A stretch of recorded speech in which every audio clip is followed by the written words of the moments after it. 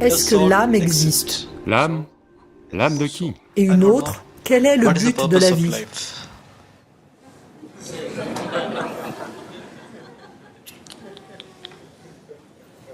Vous posez juste de très grandes questions sans comprendre l'importance de la question. Voyez, quand vous demandez « est-ce que l'âme existe ?», vous ne parlez pas d'un sujet académique. Vous demandez « quelle est la nature de qui je suis ?» Ou vous dites « je ne sais rien de moi, dites-moi s'il vous plaît ». Oui, n'est-ce pas? Vous demandez ça très facilement, parce que vous n'avez pas été touché par la douleur de l'ignorance, la douleur de ne pas savoir qui vous êtes, elle ne vous a pas déchiré. Si ça vous touche vraiment, que vous vivez juste ici, à faire toutes sortes de bêtises, sans connaître l'ABC de qui vous êtes, ça devra être très douloureux, n'est-ce pas? Cette douleur ne vous a pas encore touché. Vous énoncez des questions, ça n'a pas pénétré assez profond. Donc chaque jour, vous devez vous le rappeler, passez-y au moins 10 minutes le matin. Voyez juste quel parfait idiot vous êtes. Vous ne savez rien de vous-même, mais vous êtes occupé à toutes sortes d'absurdités dans votre vie.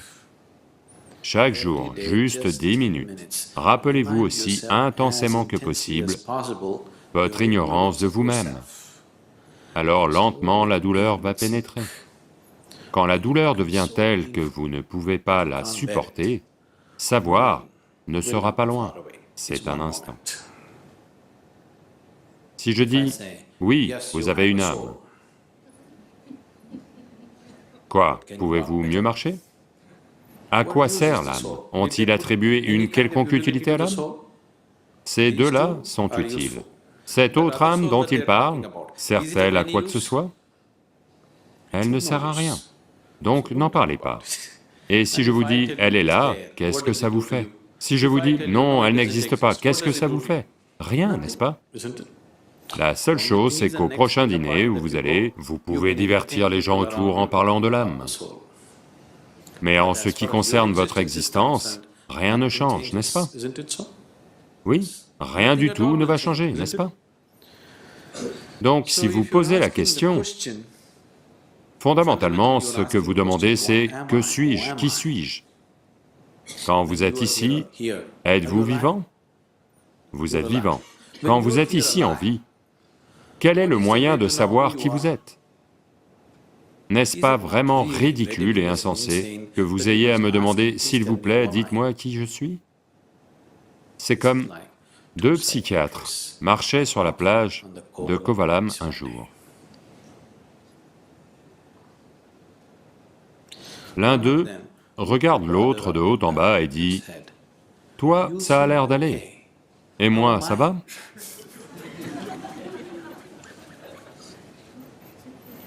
C'est exactement pareil, n'est-ce pas? Vous êtes assis ici, vous êtes vivant, vous existez, et vous me demandez, « Qui suis-je? Que suis-je » N'est-ce pas ridicule? Très ridicule, n'est-ce pas? La seule chose, c'est que la majorité est avec vous, c'est le seul confort qui ne vous a pas permis de connaître la douleur de l'ignorance. Vous avez une immense majorité de gens autour de vous qui disent tous, « Oui, c'est comme ça qu'il faut être. » Oui, c'est la seule chose qui vous a donné un peu de confort. Supposez que vous soyez le seul homme sur la planète à ne pas savoir qui il est, tous les autres savent. Vous savez comment ce serait pour vous? Oui. Vous ne savez pas qui vous êtes occupé dans le monde, cela a-t-il le moindre sens? Ou est-ce que ça ressemble à de la folie?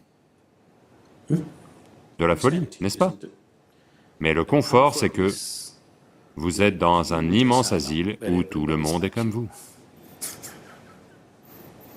Donc votre problème, c'est que votre existence elle-même, là, tout de suite, n'est qu'en comparaison avec autre chose. Vous n'avez pas d'existence propre, voyez s'il vous plaît. Là, tout de suite, si vous n'avez pas quelque chose que tout le monde a un nez. Supposez que vous n'ayez pas de nez. À vrai dire, vous pouvez mieux respirer, vous savez? Si vous enlevez votre nez, vous aurez 22% d'oxygène en plus. vous serez en meilleure santé, tout sera mieux. Mais vous savez à quel point vous allez souffrir? Parce que tous les autres ont un nez? Oui ou non? Ou si vous avez quelque chose en plus que les autres n'ont pas, vous souffrez encore, n'est-ce pas? Supposez qu'une corne pousse. Vous savez comme ce serait terrible? Mais si tout le monde avait une corne, alors on la polirait et la décorerait, vous savez. Votre existence même est en comparaison. Il n'y a pas d'existence de par vous-même. Tout est en comparaison. Donc, avec ce confort, vous passez sans connaître la douleur de ne pas savoir. Si vous connaissez la douleur de ne pas savoir qui vous êtes, alors si vous voyez juste que « je ne sais rien de moi-même », les larmes vont couler. Si ça commence à vous déchirer, savoir n'est pas loin. C'est très simple. C'est très très simple, parce qu'après tout, vous voulez savoir ce qui est en vous, n'est-ce pas? Ce qui est en vous peut-il vous être refusé par qui que ce soit ou quoi que ce soit? Avez-vous besoin d'un passeport pour aller en vous? Avez-vous besoin d'un visa? Pour vous tourner vers l'intérieur et savoir ce qu'il y a en vous, avez-vous besoin de la permission de quelqu'un? Ou pouvez-vous être arrêté par quelqu'un? Y a-t-il la moindre autorité dans le monde qui puisse vous arrêter? Non. Donc, qui vous arrête? Qui pourrait vous arrêter? Seulement vous. Personne d'autre que vous. Personne d'autre n'est capable de vous arrêter, n'est-ce pas? Donc pourquoi vous arrêtez-vous? Simplement parce que vous avez rendu toute votre existence extérieure à vous-même. Votre existence même n'est qu'en comparaison avec quelqu'un. Parce que cela vous est arrivé, simplement parce que la nature même des organes sensoriels est ainsi. Comme votre expérience de la vie est limitée à la perception sensorielle, c'est la raison pour laquelle vous existez en comparaison avec quelqu'un, pas de par vous-même. Parce que les organes des sens sont comme ça. Si je touche ça, ça me semble froid.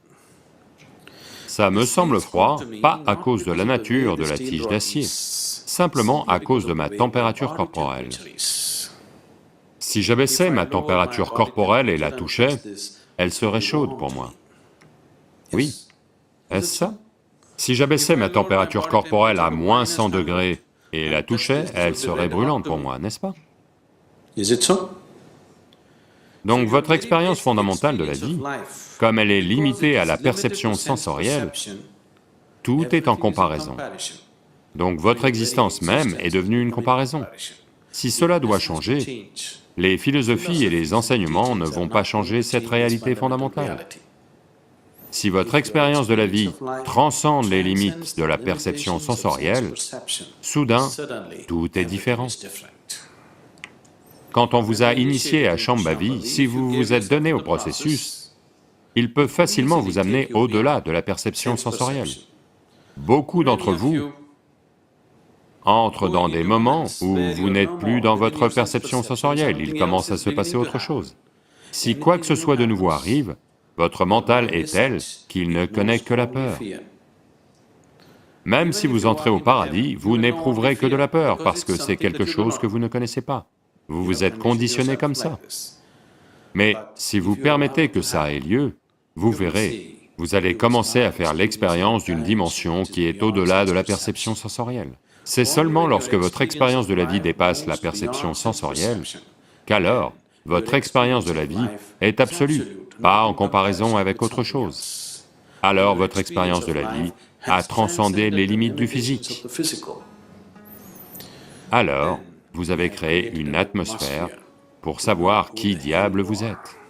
Et vous feriez mieux de savoir qui vous êtes, autrement, tout ce que vous faites est sans conséquence.